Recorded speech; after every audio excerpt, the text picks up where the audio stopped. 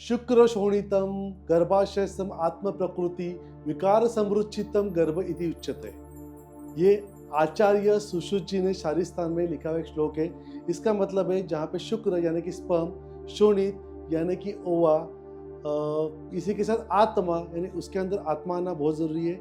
इसी के साथ आठ प्रकृति में आ जाती है आपके 5 महाभूत, मन, बुद्धि, अहंकार और 16 तरह के विकार। इन सब को मिला के जो जन्म लेता है, जो माता के उदर में आता है, उसे कहा गया है गर्भ। और गर्भ संस्कार का मतलब है संस्कार और गुणांतरंधान, मतलब किसी के क्वालिटी को अगर चेंज करना है, इससे जो चीजें की जाती है उसे संस्कार कहे गए। तो गर्भ संस्कार का मतलब है जो अब तक मैंने आपको 27 डिफरेंट एस्पेक्ट बताए, इस 27 डिफरेंट एस्पेक्ट में जो हमें क्वालिटेटिव चेंजेस लाने हैं, इसे कहा जाएगा गर्भ संस्कार। काफी लोगों को लगता है ना, किताब को पढ़ लेगा तो गर्भ संस्कार हो गया। किसी को लगता है कि हमने कोई मंत्र सुन लिया तो गर्भ संस्कार हो गया, छोटा सा हवन कर लिया गर्भ संस्कार हो गया, 4 योग के आसन क्या कर लिए गर्भ संस्कार हो गया। नहीं दोस्तों, शुक्र, शोणित, आत्मा, प्रकृति और विकृति, इन सब के 27 गुणों का जो विलाप है, इन सब में क्वालिटेटिव चेंजेस लाना, इसे गर्भ संस्कार कहा गया है। और इसकी एक अलग मेथड आयुर्वेद ने बताई है। तो इसीलिए हम इस वीडियो से शुरू करेंगे गर्भ संस्कार सीरीज, जिसमें हम कम से कम 15 से 20 वीडियो देखेंगे एक के बाद एक, जिसमें आपका नॉलेज तो बढ़ेगा ही बढ़ेगा, पर हमारे भारत में एक अच्छी सुप्रजा पैदा होगी। सुप्रजा यानी वो प्रजा जो आगे चल के हमारी इंडिया चलाएगी, इंडिया की गवर्नमेंट चलाएगी। तो चलिए शुरुआत करते हैं गर्भ संस्कार। इसके लिए इस वीडियो को अंत तक देखिए। दोस्तों, हमारे भारतीय शास्त्रों में संस्कार, इसमें 16 तरह के संस्कार बताए गए जो बहुत इंपॉर्टेंट है। वैसे तो 64 टाइप के संस्कार बताए गए हैं, पर 16 संस्कार जो 16 संस्कार, ये बहुत इंपॉर्टेंट है, ये होने ही चाहिए। इसमें से 3 जो संस्कार है ये आपके हाथ में नहीं है। कौन से? जब आप माँ की पेट में हो, सबसे पहला संस्कार कहा गया गर्भाधान संस्कार, जिसे आज हम गर्भ संस्कार कहते हैं, जिसके बारे में आज हम यहाँ पे देखेंगे। दूसरा एक संस्कार आता है सीमंतोनयन संस्कार। ये भी गर्भ में जब बालक 4थे, 6ठे और 8वें महीने में तब किया जाता है। और एक संस्कार क्या बताया गया है, पुंसवन संस्कार, जो काल के ओग में अभी नहीं किया जाता, पर उसके हम अच्छे बेनिफिट भी जरूर देखेंगे। उसमें कुछ अच्छा ही है, उसके बारे में हम जरूर सोचेंगे। ये 3 संस्कार आपके हाथ में नहीं, क्योंकि आपके जन्म से पहले किए जाते हैं। और सबसे आखिरी जो संस्कार होता है ना, अंत्येष्टि संस्कार, वो भी आपके हाथ में नहीं होता। बाकी सब संस्कार जन्म से लेकर मृत्यु तक होते हैं, जिसके बारे में हम यहाँ चर्चा नहीं करेंगे, किसी और वीडियो में उसे जरूर देखेंगे।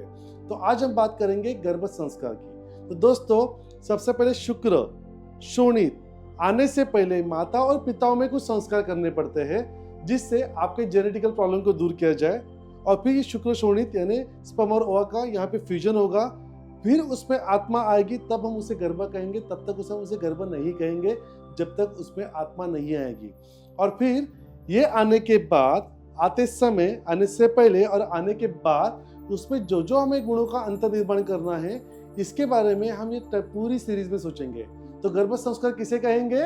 तो हमारे सभी तरह के 27 एलिमेंट को चेंज करना है, उसे परफेक्ट बनाना है। बेनिफिट क्या होंगे?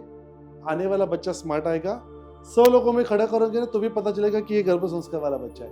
वो स्मार्ट तो होगा, बट वो क्वालिटेटिव होगा, उसका एनालिसिस फास्ट होगा, और वो physically, mentally, spiritually, socially healthy होगा, जो WHO के हमारे हेल्थ के डेफिनेशन में भी कंसिडर किया गया है। इसके लिए हम क्या करेंगे? सबसे पहले हर महीने गर्भ संस्कार में क्या करना है तो जरूर सीखेंगे। पहले की वीडियो में हमने ये भी देखा है कि प्री कंसीव होने से पहले गर्भ संस्कार में क्या करना है, हम देख चुके हैं।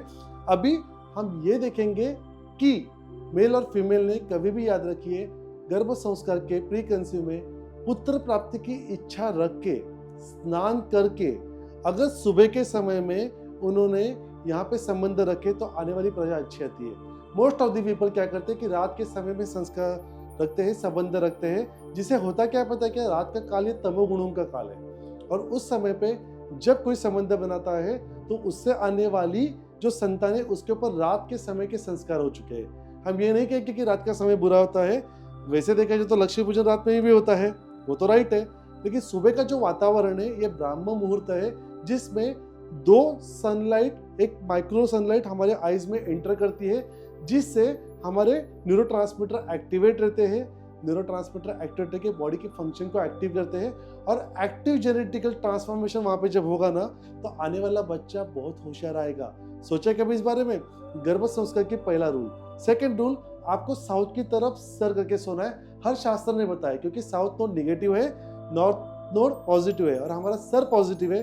साउथ नेगेटिव सर पॉजिटिव, तो उसका इम्पैक्ट अच्छा आता है, जिससे स्पर्म को ओवा तक पहुंचने के लिए मदद होती है, क्योंकि हमारे वजाना का पीएच एसिडिक होता है, स्पर्म अल्कलाइन होता है। तो इसके झगड़े में काफी सारे स्पर्म न्यूट्रल में चले जाते हैं और एक हाथ वहां तक पहुंचता है। तो गर्भ संस्कार की ये 2 टिप बहुत इंपॉर्टेंट थी। अगले वीडियो में हम देखेंगे कि पहले महीने में गर्भ संस्कार में आपको क्या करना है और उसकी हम चर्चा करेंगे। तो बने रहिए इस पूरे सीरीज में। थी ना बहुत अच्छी जानकारी? इस तरह की और जानकारी देखने के लिए मेरे वीडियो को लाइक कीजिए, सब्सक्राइब कीजिए, शेयर जरूर कीजिए और कमेंट करना मत भूलिए। आप क्या देखना चाहोगे, आपके प्रश्न तो जरूर डालिए, आंसर मैं खुद आपको दूंगा। तो ये थी आज की जानकारी, क्योंकि मैं हूं डॉक्टर अक्षय वीर, आपका अपना लाइफस्टाइल डिसऑर्डर स्पेशलिस्ट।